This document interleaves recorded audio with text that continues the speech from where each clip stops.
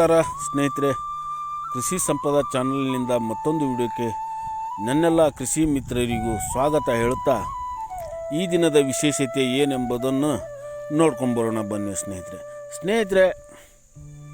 ಈಗ ಸೊಂಟೆ ಬೆಳೆಗಳಲ್ಲಿ ಪದೇ ಪದೇ ಕಾಣಿಸಿಕೊಳ್ಳುತ್ತಿರುವ ರೋಗ ಯಾವುದಪ್ಪ ಅನ್ನೋದಾದರೆ ಬೂದುಕೊಳೆ.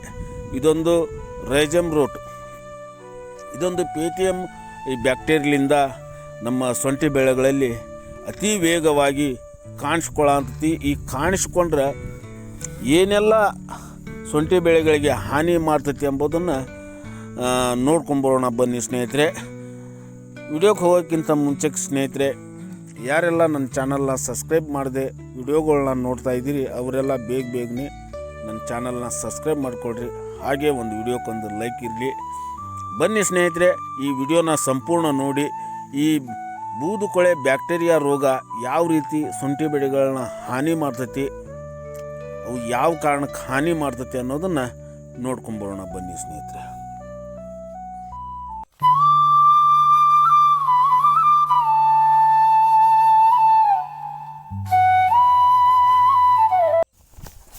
ಮೊದಲೇ ಹೇಳಿದಾಗೆ ಸ್ನೇಹಿತರೆ, ಇದು ಬೂದುಕೊಳೆ ಎಂಬುದು ಮೋಸ್ಟ್ಲಿ ಡೇಂಜರಸ್ ರೋಗ ಸ್ನೇಹಿತರೆ.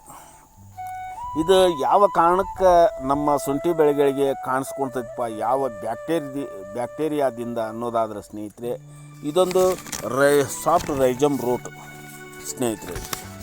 ಇದು ಸಾಮಾನ್ಯವಾಗಿ ಈ ಫಂಗಸ್ ಮತ್ತು ಬ್ಯಾಕ್ಟೀರಿಯಾ ಸೋಂಕಿನಿಂದ ನಮ್ಮ ಶುಂಠಿ ಬೆಳೆಗಳಿಗೆ ಭಾಳ ಕಾಣಿಸ್ಕೊಳಕ್ಕೆ ಶುರು ಮಾಡೈತಿ ಸ್ನೇಹಿತರೆ.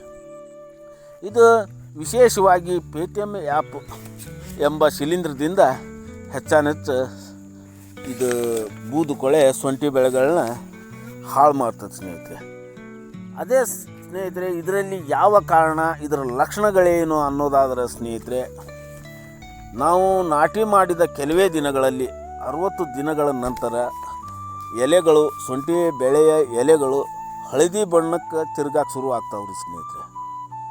ಆ ರೀತಿ ಹಳದಿ ಬಣ್ಣಕ್ಕೆ ತಿರುಗಿದ ನಂತರ ಕೆಲವೇ ದಿನಗಳಲ್ಲಿ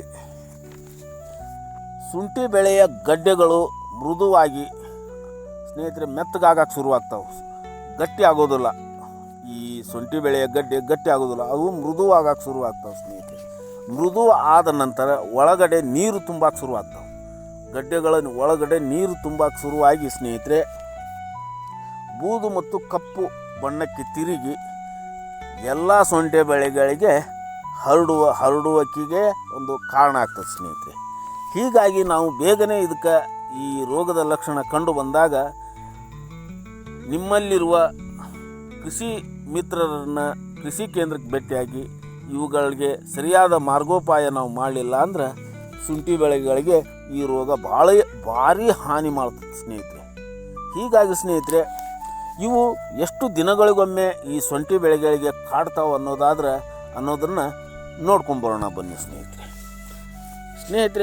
ವಿಶೇಷವಾಗಿ ಇದು ಎಷ್ಟು ದಿನಗಳಿಗೆ ನಮ್ಮ ಸೊಂಟಿ ಬೆಳೆಗಳಿಗೆ ಇದು ರೋಗ ಲಕ್ಷಣ ಕಂಡು ಬರ್ತೈತೆ ಅನ್ನೋದಾದ್ರೆ ಸ್ನೇಹಿತರೆ, ಮೊದಲನೇದಾಗಿ ನಾವು ಬೀಜ ನಾಟಿ ಮಾಡಿ 60 ದಿನಗಳ ನಂತರ ಇದು ಸೊಂಟಿ ಬೆಳೆಗಳಿಗೆ ಕಾಣಿಸ್ಕೊಳ್ತೈತೆ ಸ್ನೇಹಿತರೆ. ಇದು ಈ ರೀತಿ ಕಾಣಿಸ್ಕೊಂಡ್ರೆ ಸ್ನೇಹಿತರೆ, ಇದು 4 ತಿಂಗಳವರೆಗೂ ಸೊಂಟೆ ಬೆಳೆಗಳ ಒಳಗಿರ್ತೈತೆ ಸ್ನೇಹಿತರೆ. ಹೀಗಾಗಿ ಬೂದುಕೊಳೆ ನಿರ್ಲಕ್ಷ್ಯ ಮಾಡಬೇಡಿ ಸ್ನೇಹಿತರೆ. ನಿರ್ಲಕ್ಷ್ಯ ಮಾಡಿದರೆ ನೀವು ಭಾರಿ ಅನಾಹುತ ಹೆದರಿಸ್ಬೇಕಾಗುತ್ತೆ ಸ್ನೇಹಿತರೆ. ಇದು ಬೂದುಕೊಳೆ ಸಾಮಾನ್ಯವಾಗಿ ಬರುವ ಸಮಯ ಯಾವ ಸಮಯದಾಗ ಬರ್ತೈತಪ್ಪ ಅನ್ನೋದಾದ್ರೆ ಸ್ನೇಹಿತರೆ, ಬೀಜ ನಾಟಿ ಮಾಡಿ 100ರಿಂದ 120 ದಿನಗಳ ನಂತರನೂ ಬರ್ತೈತಿ, 60 ದಿನಗಳ ನಂತರನೂ ಬರ್ತೈತಿ ಸ್ನೇಹಿತರೆ. ಎರಡನೇ ಕಾರಣ ಅನ್ನೋದಾದರೆ ಏನು ಅನ್ನೋದಾದರೆ ಸ್ನೇಹಿತರೆ, ಮಳೆ ಅಧಿಕವಾದಾಗ ಅಥವಾ ನೆಲದಲ್ಲಿ ನೀರು ನಿಂತುಕೊಂಡಾಗ ಇದು ಸೊಂಟೆ ಬೆಳೆಗಳಲ್ಲಿ ಈ ಬ್ಯಾಕ್ಟೀರಿಯಾ ಶಿಲೀಂಧ್ರ ಉತ್ಪಾದನೆಯಾಗಿ ಈ ಬೂದುಕೊಳೆ ಕಾಣಿಸ್ಕೊಳ್ತದೆ ಸ್ನೇಹಿತರೆ. ಇದು ವಿಶೇಷವಾಗಿ ಸ್ನೇಹಿತರೆ ಜುಲೈ ಮತ್ತು ಸೆಪ್ಟೆಂಬರ್ ತಿಂಗಳಲ್ಲಿ ಹೆಚ್ಚಿಗೆ ಮಳೆ ಆದ್ರೆ ಸ್ನೇಹಿತರೆ ಇದರ ತೀವ್ರತೆ ಇನ್ನೂ ಹೆಚ್ಚಾಗ್ತೈತೆ ಸ್ನೇಹಿತರೆ. ಹೀಗಾಗಿ ನಾವು ಬೇಗನೆ ಇದಕ್ಕೆ ಒಂದು ರೋಗದ ಕ್ರಮಗಳನ್ನು ಕೈಗೊಂಡ್ರೆ ಬೇಗನೆ ನಿರ್ಮೂಲನೆ ಮಾಡ್ಬೋದು ಸ್ನೇಹಿತರೆ. ಮತ್ತು ನೆಲ ತೇವ ಹೆಚ್ಚಾದಾಗ ಜಾಸ್ತಿ ಸಮಯದಲ್ಲಿ ಇದು ಬೆಳೆಯ ಮಧ್ಯದ ಅಂತರದಲ್ಲಿ ಇದು ತೀವ್ರತೆ ಹೆಚ್ಚಿಗೆ ಮಾಡ್ತದೆ ಸ್ನೇಹಿತರೆ. ಇದು ನಾವು ಗಡ್ಡೆ ಪ್ರಮಾಣ, ಗಡ್ಡೆ ತೀವ್ರತೆ, ಗಡ್ಡೆ ಬೆಳೆ, ಗಡ್ಡೆ ಗಾತ್ರ ಹೆಚ್ಚಿಗೆ ಆಗುವ ಟೈಮ್ನಲ್ಲಿ ಇದು ಭಾಳ ತೀವ್ರತೆ ಕಂಡು ಬರ್ತದೆ ಸ್ನೇಹಿತರೆ. ಮತ್ತು ಸ್ನೇಹಿತರೆ, ಈ ಶುಂಠಿ ಬೆಳೆಗೆ ಹೂವು ಮತ್ತು ಮೊಗ್ಗು ಬಿಡುವ ಟೈಮ್ನಲ್ಲಿ ಇದು ಭಾಳ ಶುಂಠಿ ಬೆಳೆಗಳಿಗೆ ಆತಂಕ ಉಂಟು ಮಾಡ್ತದೆ ಸ್ನೇಹಿತರೆ. ಹೀಗಾಗಿ ಸ್ನೇಹಿತರೆ, ಬೇಗನೆ ಇದು ಕೃಷಿ ಕೇಂದ್ರದ ಅಧಿಕಾರಿಗಳನ್ನ ಭೇಟಿಯಾಗಿ ನಾವು ಸರಿಯಾದ ಅವರು ಕೊಟ್ಟಂಥ ಮಾರ್ಗದಿಂದ ನಾವು ಸರಿಯಾದ ರೂಪದಲ್ಲಿ ಔಷಧಿ ಸಿಂಪಡಣೆ ಮಾಡಿದ್ರೆ ಸ್ನೇಹಿತರೆ, ಇದನ್ನು ಬೇಗ ನಮ್ಮ ಶುಂಠಿ ಬೆಳೆಗಳಿಂದ ಈ ರೋಗವನ್ನು ಹತೋಟಿ ಮಾಡ್ಬೋದು ಸ್ನೇಹಿತರೆ. ಈ ಶುಂಠಿ ಬೆಳೆಗಳಲ್ಲಿ ಬೂದು ಕೊಳೆ ಕಂಡು ಬಂದಾಗ ನಾನು ಕೃಷಿ ತಜ್ಞರನ್ನು ಭೇಟಿಯಾದಾಗ ನನಗೆ ಸಜೆಷನ್ ಮಾಡಿದ ಔಷಧಿಗಳನ್ನ ಇಲ್ಲಿ ಸ್ಕ್ರೀನ್ ಮೇಲೆ ಕಾಣ್ತಾ ಇದೆಯಲ್ಲ ಸ್ನೇಹಿತರೆ, ಇವುಗಳನ್ನ ಸಜೆಷನ್ ಮಾಡಿದರು ಸ್ನೇಹಿತರೆ.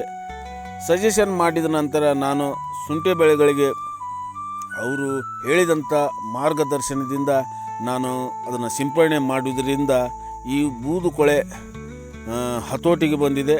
ನಾನು ಇಲ್ಲಿ ನೋಡ್ತಾ ಇದ್ದೀರಲ್ಲ ಸ್ನೇಹಿತರೆ, ಈ ಬೂದು ಕೊಳೆ ಬಂದಾಗ ಯಾವ ರೀತಿ ಶುಂಠಿ ಹೊಲ ಇತ್ತು, ಈಗ ನಾನು ಸಿಂಪಡಣೆ ಮಾಡಿದ ನಂತರ ಶುಂಠಿ ಬೆಳೆ ಯಾವ ರೀತಿ ಬದಲಾವಣೆ ಆಗೈತೆ ಅನ್ನೋದನ್ನು ನಿಮ್ಮ ಕಣ್ಣು ಮುಂದೆ ನೋಡ್ತಾ ಇದ್ದೀರಿ ನೋಡಿ ಸ್ನೇಹಿತರೆ. ಹಾಗಾಗಿ ಈ ರೀತಿ ನಿಮ್ಮ ಬೆಳೆಗಳಲ್ಲಿ ಈ ರೀತಿ ಕಂಡು ಬಂದರೆ ಬೇಗನೆ ನೀವು ಕೃಷಿ ಕೇಂದ್ರದವ್ರನ್ನ ಭೇಟಿಯಾಗಿ ಈ ರೋಗಕ್ಕೆ ಸರಿಯಾದ ಈ ಔಷಧೋಪಚಾರ ಮಾರ್ಗವನ್ನು ಕಂಡುಕೊಂಡ್ರೆ ಬೇಗನೆ ಈ ರೋಗದಿಂದ ಹತೋಟಿ ಮಾಡ್ಕೊಳ್ಬೋದು ಸ್ನೇಹಿತರೆ, ಮತ್ತು ಉತ್ತಮ ಇಳುವರಿನೂ ಪಡಿಬೋದು ಸ್ನೇಹಿತರೆ. ಇಲ್ಲಿವರೆಗೂ ನನ್ನ ವಿಡಿಯೋ ನೋಡಿದ್ದಕ್ಕಾಗಿ ಎಲ್ಲರಿಗೂ ಧನ್ಯವಾದ ಹೇಳುತ್ತಾ ಮುಂದಿನ ವಿಡಿಯೋದಲ್ಲಿ ಸಿಗೋಣ. ಅಲ್ಲಿವರೆಗೂ ಎಲ್ಲರಿಗೂ ನಮಸ್ಕಾರ.